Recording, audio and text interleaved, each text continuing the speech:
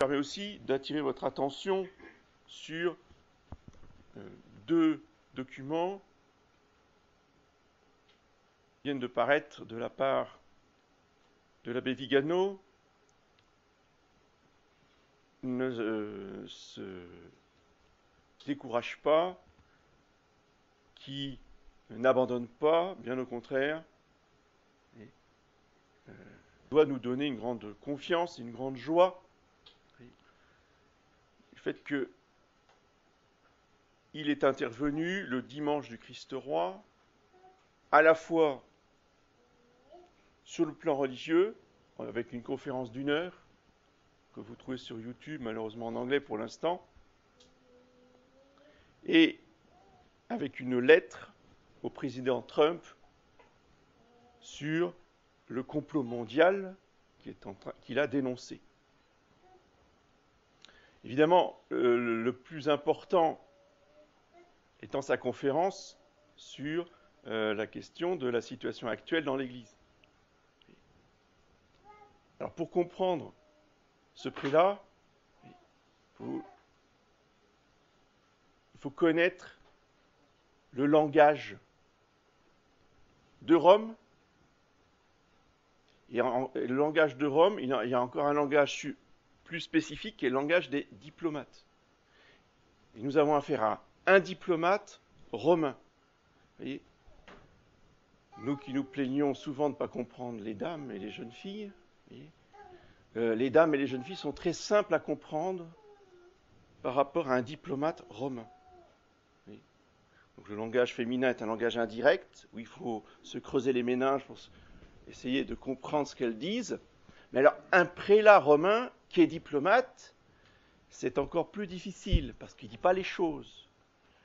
Il les suggère, il ne veut pas choquer. Donc, il faut décoder. Il va dire, ah oui, il a dit ça, mais il est trop mou, il est trop libéral. Non, vous voyez, c'est l'exact opposé de l'abbé Grossin, si vous voulez, une petite, un curseur de comparaison. Moi, j'ai l'habitude de dire les choses directement, mais l'abbé Vigano, c'est pas ça. Et quand l'abbé Vigano, vous voyez, vous dit que l'Église est éclipsée, c'est énorme pour un diplomate de dire une chose pareille. C'est ça que je veux vous dire. C'est qu'un tel prélat utilise un langage presque direct, ça veut dire que la situation est extrêmement grave et qu'il faut l'apprécier à sa juste valeur. Dans sa conférence, il explique que l'Église est éclipsée depuis 60 ans. Pas être plus clair. Donc, référence à la salette. Petite dédicace aux prêtres qui luttent contre la salette. Lui, il fait référence directement à la salette. Ensuite, il dit bien que l'Église dont il a fait partie et dont il est sorti n'est pas l'Église catholique. Il dit que c'est une contre-Église. Et cette contre-Église éclipse l'Église catholique. C'est ce que nous disons depuis des années et des années. C'est ce que tout le courant dit sédévacantistes développe depuis des années. Il y a toujours des exceptions, il y en a qui ne sont pas d'accord, mais je veux dire, voilà, nous nous retrouvons enfin avec un langage de vérité. La conclusion de la conférence, et si vous voulez, je vous ai dit que c'était en anglais, ceux qui me connaissent savent que ce n'est pas moi qui ai traduit cette conférence. Donc je vous dis, c'est une traductrice professionnelle qui nous a traduit les passages. Et donc la conclusion est vraiment intéressante. On retrouve le langage diplomatique. Attention, c'est pas dit, vous voyez, c'est pas Rore Sanctifica, c'est un diplomate, mais il dit les choses. Il fait le parallèle entre l'ambiguïté hérétique de Vatican II, l'ambiguïté hérétique de Vatican II, d'accord, avec l'ambiguïté liturgique et sacramentelle. Vous avez compris? Ça, c'est du langage diplomatique. Il ne va pas vous dire, mes chers frères, les sacrements sont invalides, les sacres sont invalides, je ne suis pas évêque. Non, il ne va jamais vous dire ça. C'est à vous de comprendre. Si l'ambiguïté de Vatican II entraîne l'hérésie, l'ambiguïté des sacrements entraîne quoi? Entraîne forcément l'invalidité. Donc, il explique pendant 10 minutes l'Église éclipsée. 2, il conclut par l'invalidité des sacrements liée à l'ambiguïté. Parce que dans un sacrement ambigu est présumé pas valide. Ça, c'est la théologie de l'Église. Si on a un doute sur un sacrement, on est tenu de le recevoir une deuxième fois sous condition. Ça a toujours été comme ça depuis toujours. Mais l'abbé Vigano, il connaît bien sa théologie. Donc, affirmer que les sacrements conciliaires sont ambigus, c'est affirmer par la même, mais il ne le dit pas, mais c'est affirmer par la même occasion que les sacrements conciliaires ne sont pas valides ou qu'on présumés comme tels, donc à être réitérés. Ensuite, il y a la lettre au président Trump. Bon, c'est un secret pour personne, puisqu'il avait déjà écrit à Donald Trump pour le soutenir il y a quelques mois, et il renouvelle son soutien, mais en le développant, en expliquant le complot mondial sur le plan géopolitique et sur le plan sanitaire. Je veux dire, il explique le grand reset, la grande réinitialisation. C'est-à-dire que ce que nous vivons actuellement a pour but non déclaré d'éliminer les auto-entrepreneurs, les indépendants, les petits commerçants, tout ce qui est en dehors des multinationales doit être éliminé. Et tout ça est expliqué par M. Bayrou, qui est le ministre au plan. Ministre au plan. Quand on lit des choses comme ça, vous voyez, quand on a connu l'URSS, ça fait penser à l'Union soviétique. L'Union soviétique avait le plan quinquennal. Eux aussi, ils ont un plan, et ils ont même prévu le Covid-21 qui va arriver troisième trimestre 2021. Vous voyez, tout est écrit, tout est dit, tout est déballé, tout est prévu. Et c'est bien, c'est fait exprès. Dieu permet ça pour que nous comprenions que tout ce que nous lisions il y a 50 ans, il y a 60 ans, et tout ce que disait Henri Coston, tout ce que disaient ces gens qui dénonçaient le mondialisme et le gouvernement mondial, on les traitait de complotistes, voilà, ils étaient tout à fait ostracisés, c'était une diffusion très restreinte. Aujourd'hui, c'est le gouvernement qui vous dit ce qu'eux disaient il y a 50 ans. Oui. Donc c'est public, officiel. Et donc, l'abbé Vigano dénonce ce complot mondial pour la mise en place de ce gouvernement mondial, voyez, avec la complicité justement de José Maria Bergoglio. D'accord ? Toujours, l'abbé Vigano parle de José Maria Bergoglio. Il ne parle pas de François. Sauf une fois dans sa conférence, parce qu'il cite quelqu'un. Bon, si on cite quelqu'un qui parle de Jean-Paul II ou qui parle du pape François, ben on cite la phrase. Il ne fait pas cette phrase sienne.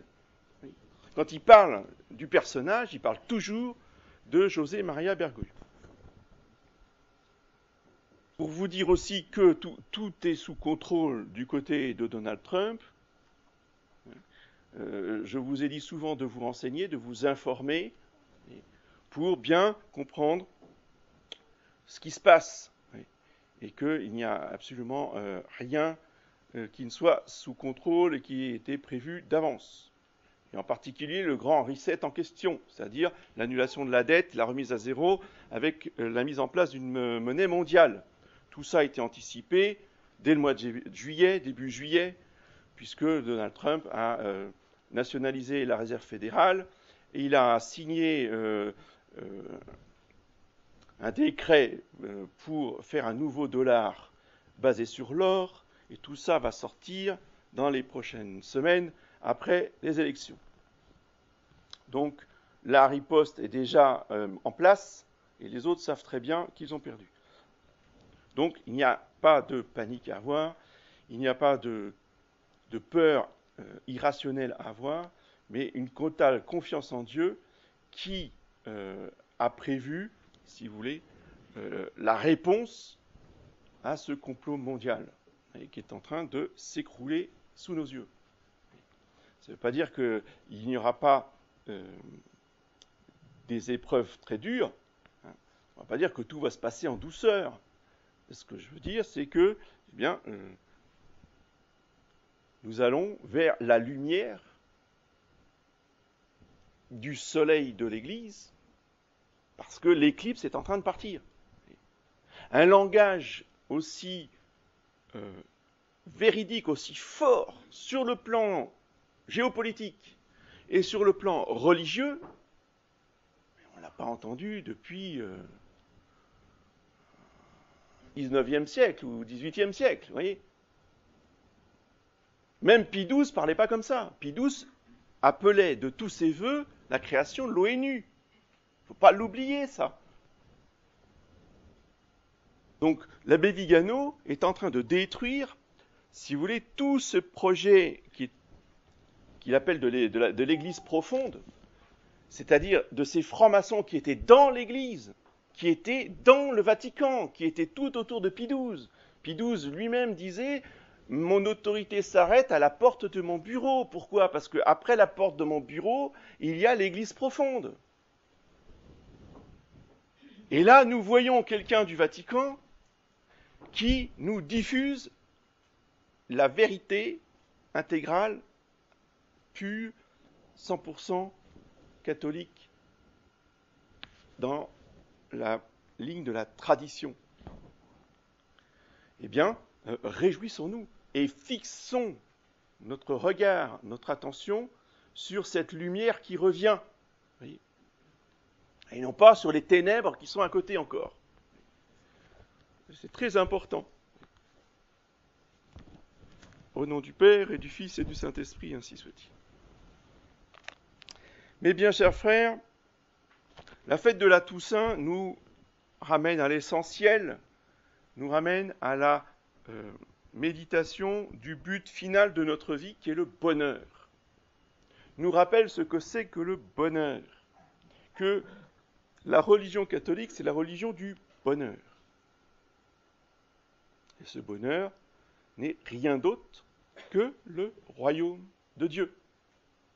Alors, il y a la description de ce royaume de Dieu céleste dans l'Épître, de ce Dieu tout-puissant qui est assis sur son trône, là-haut.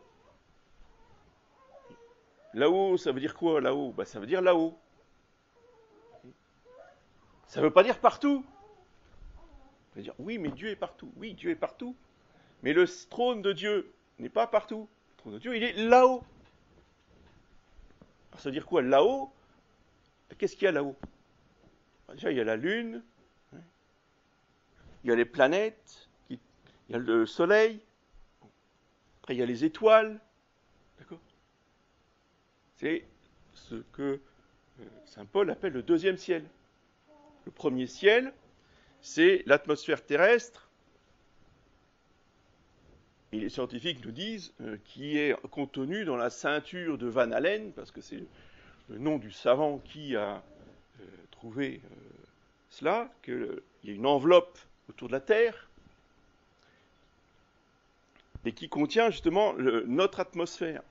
Au-delà de cette enveloppe, eh bien, c'est l'espace sidéral avec les planètes et les étoiles, deuxième ciel, fini. Hein. Tout le monde, enfin même les anciens disaient que c'était fini, mais les modernes disent aussi que c'est fini. Et au-dessus des étoiles, du monde des étoiles intersidérales, eh bien il y a le troisième ciel. où se trouve le trône de Dieu. Et quand saint Paul, dans son épître, dit qu'il est allé faire un tour au paradis, il dit « j'ai été ravi jusqu'au troisième ciel ». C'est-à-dire qu'il est arrivé avec son corps ou sans son corps, il ne le sait pas parce qu'il avait plus conscience de tout ce qui l'entourait, il était complètement ravi, si vous voulez, par son extase. Il semblerait qu'effectivement, ça soit sans son corps, mais lui, il dit qu'il ne le sait pas, et il est ravi où? Au troisième ciel. Et qu'est-ce qu'il a vu là? Il ne peut pas le décrire avec un langage humain, mais il a vu ce qui était décrit ici par Saint Jean dans son Apocalypse. Il a vu tous les saints, il a vu tous les anges devant le trône de Dieu. Il a vu le Seigneur Jésus-Christ à la droite du Père. Il a vu la très sainte Vierge Marie. Ce sont des réalités qu'il ne pouvait pas répéter aux hommes sur terre. Mais c'est cette réalité qui doit être le centre de notre vie et dont il faut que nous prenions conscience. Ce royaume de Dieu, nous dit Jésus, il est où? Il est au-dedans de nous. Et c'est ça le bonheur. C'est d'avoir en nous le royaume de Dieu. C'est le secret de l'Évangile. Et ce royaume de Dieu, eh bien, il s'épanouit dans un certain nombre d'actions quotidiennes. Le bonheur du royaume de Dieu ne consiste pas à ne pas tuer. Tu ne tueras pas, c'est pas le bonheur. Tu ne voleras pas, c'est pas du tout le bonheur. Tu ne mentiras pas, ce n'est pas du tout le bonheur. Oui. Ça n'apporte absolument pas le bonheur, ni le royaume de Dieu. Ceux qui l'ont cru ont été rejetés dans les ténèbres extérieures. Ils s'appelaient les pharisiens. C'est-à-dire que eux, leur bonheur, c'était de respecter la loi. C'était de ne pas manger de viande les jours prescrits. C'était de faire l'aumône plusieurs fois par semaine. Le bonheur, c'est de recevoir en soi le royaume de Dieu par la foi et par la charité qui s'exprime dans les 7 bonnes œuvres de miséricorde corporelle, les 7 bonnes œuvres de miséricorde spirituelle et les 7 béatitudes. C'est ça le bonheur. Mais sur le sermon, dans le sermon sur la montagne, d'où est extrait le passage des béatitudes, avant de parler des béatitudes, le Seigneur Jésus prévient « Je ne suis pas venu abolir la loi ». Il ne s'agit pas de dire alors maintenant on peut voler, on peut mentir, parce que tout ça c'est la loi. Donc non, évidemment, le Seigneur Jésus, il réaffirme les 10 commandements de Dieu, mais il apporte la clé du bonheur que n'apportaient pas les commandements de Dieu. Les commandements de Dieu, si vous voulez, c'était une condition pour recevoir la grâce par la foi. Et ceux qui en restaient au niveau de la loi ne recevaient pas la grâce. Avec Jésus-Christ, d'emblée, on dépasse la loi et tout de suite, on est plongé par la grâce du baptême dans le royaume de Dieu, dans le bonheur qui s'épanouit de plus en plus par les actes des bonnes œuvres et des béatitudes. Les béatitudes sont la nouvelle loi et qui, elle, apporte vraiment la grâce, qui apporte vraiment le bonheur. C'est ça la bonne nouvelle, c'est que la loi du Seigneur Jésus-Christ, que sont les béatitudes, apporte le bonheur par elle-même. Et je m'attarderai juste quelques instants sur la première béatitude et sur la dernière, parce que ces deux-là vont nous être absolument nécessaires dans les temps qui arrivent. Bienheureux les pauvres en esprit, car le royaume des cieux est à eux. Il va falloir que nous nous convertissions tous, et nous en avons tous besoin, par rapport au confort et au luxe moderne. Nous avons abusé des biens matériels, à tel point que je suis incapable de vous dire le nombre de tonnes de pain et de denrées alimentaires qui sont détruits chaque jour dans ce monde de fous. Ça se paye un jour. Et ça se paye comment? Eh bien, par l'opposé, l'extrême opposé, la famine, la pauvreté, la réduction des biens matériels drastique. C'est comme ça. Et nous allons devoir y passer. On ne peut pas faire une translation, si vous voulez, du monde antichristique dans lequel nous sommes aujourd'hui à la chrétienté de demain sans passer par une purification. C'est pas possible. Même les Russes ont dû y passer et ils n'ont pas abouti dans une chrétienté catholique romaine. Hein. Ils ont un régime qui n'est encore schismatique et qui n'est pas catholique. Mais c'est un peu mieux que le communisme d'avant. 6 mois où il n'y avait plus rien. Plus de salaire, plus de retraite, plus de sécurité sociale, plus d'aide, plus de mutuelle, plus rien. Moi, ils se sont sortis et ils ont aujourd'hui une belle nation. N'empêche que, même si nous, on n'était pas concernés et qu'on ne nous a pas sensibilisés là-dessus, ça ne les a pas empêchés, eux, de souffrir beaucoup pendant 6 mois.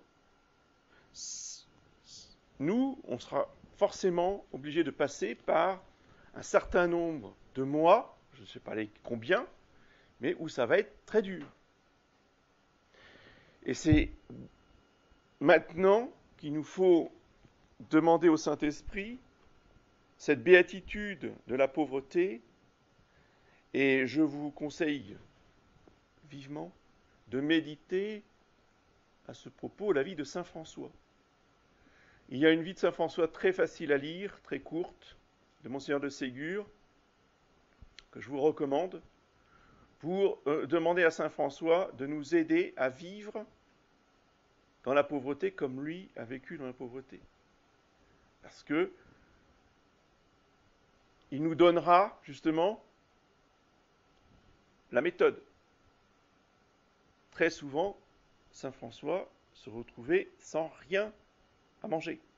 Déjà, volontairement, lui qui était un jeune homme riche, avec un père qui avait réussi dans son entreprise, et qui avait même associé François, il l'avait associé dans son entreprise, donc il était propriétaire avec son père de l'entreprise, il lui manquait de rien, il était vraiment très à l'aise. Donc c'est volontairement, quand il se convertit, qu'il abandonne tout et qu'il déchire le contrat d'association avec son père et il se réduit, si vous voulez, volontairement à la pauvreté la plus absolue. Il n'a plus rien. Aujourd'hui, on dirait qu'il est SDF. Et il quémande sa nourriture. Et il a imposé dans la règle de ses frères mineurs cette condition de vivre de ce qu'on leur donne. Et encore maintenant, ceux qui sont fidèles à cette règle, voyez, donc, en général, bon, ils ont tout à fait de quoi. Mais il arrive, pour X raisons, qu'il y a un manque de donateurs. Et bien dans ces cas-là, les frères mineurs doivent eux-mêmes aller frapper à la porte de laïcs pour demander leur nourriture. Mais cet état d'esprit ne les a jamais fait manquer de quoi que ce soit. Tous les couvents franciscains ont toujours eu de quoi manger, de quoi se nourrir, de quoi se vêtir.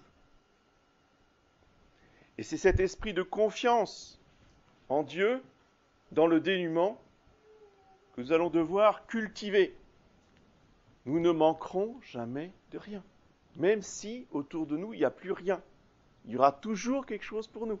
Voyez, ça, c'est très important de se détacher complètement des choses matérielles en ayant la confiance absolue en notre Père qui nous donnera notre pain quotidien. Et enfin, la dernière béatitude, bienheureux serez-vous lorsqu'on vous maudira. Bienheureux ceux qui souffrent persécution pour la justice. Bienheureux serez-vous quand on dira faussement toutes sortes de mal contre vous à cause de moi. Donc, il est clair que les fils de Satan qui dirigent ce monde avec leurs serviteurs, quand ils vont de plus en plus prendre conscience qu'ils sont en train de perdre, que leurs idoles et que leurs chefs vont se faire emprisonner, juger, etc., ils vont être ivres de rage et de colère. Notre victoire n'est pas forcément une victoire de tout repos. Et c'est dans des conditions qui peuvent être difficiles, qui peuvent être parfois même très difficiles, même si ce n'est pas les tortures de l'Empire romain, eh bien, que nous devrons cultiver cet esprit des béatitudes, cette joie de la persécution. Et là, encore, l'exemple de saint François nous est absolument capital. Il faut le méditer et le lire, où il explique qu'est-ce que c'est que la joie parfaite. Et justement, la joie parfaite, c'est d'être méprisé, rejeté, même par le propre frère portier du couvent. Donc, il explique à son frère que même s'ils sont dans la neige en plein hiver, il va frapper à la porte du couvent, de son couvent, et que le frère portier ne le reconnaît pas et le jette dehors en le croyant avoir affaire à un vagabond. Et il explique à son frère, voilà, si jamais ça nous arrive, eh bien mon frère, c'est ça la joie parfaite. Alors, je suis comme vous, hein. Je vous la raconte, mais ça me donne des frissons exactement comme vous. Hein. Croyez pas, hein. C'est surhumain. Il faut être un saint, il faut être saint François pour vivre ces choses-là avec la joie parfaite. Mais lui, il l'a vécu. C'est-à-dire que quand on lit sa vie, voyez, on voit ce saint qui rayonne de joie, vraiment, dans des situations extrêmes. Et ça nous fait du bien. Ça nous permet de dire que, bon, nous, le bon Dieu ne nous demande pas autant. Voyez, on n'en est pas rendu à ces extrémités-là. On va souffrir un peu, oui, mais... Donc ce qu'on souffre, voyez, eh bien, demandons la grâce, parce que ce n'est pas du tout spontané, demandons la grâce, petit à petit, de nous réjouir de plus en plus, voyez, de ces contradictions, de ces persécutions, de ces calomnies, de ces tout ce qui peut nous arriver, hein, même éventuellement de mauvais traitements, ou je ne sais, ça peut arriver, on peut tomber sur des supérieurs absolument insupportables. Eh bien, demandons à saint François cette grâce de nous réjouir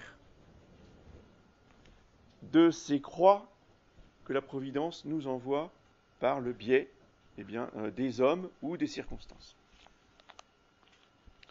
Pourquoi? Parce que notre récompense sera grande dans les cieux. Voilà. Toujours revenir au royaume des cieux. La fin de notre vie, c'est d'être au ciel. Et c'est comme ça que les saints, tous les saints qui y sont, sont passés par le même chemin, par les mêmes 7 chemins des béatitudes. Mais vraiment, je vous encourage à suivre un saint en particulier, c'est saint François, et spécialement dans la vie de saint François, écrite par Monseigneur de Ségur. Au nom du Père, et du Fils et du Saint-Esprit.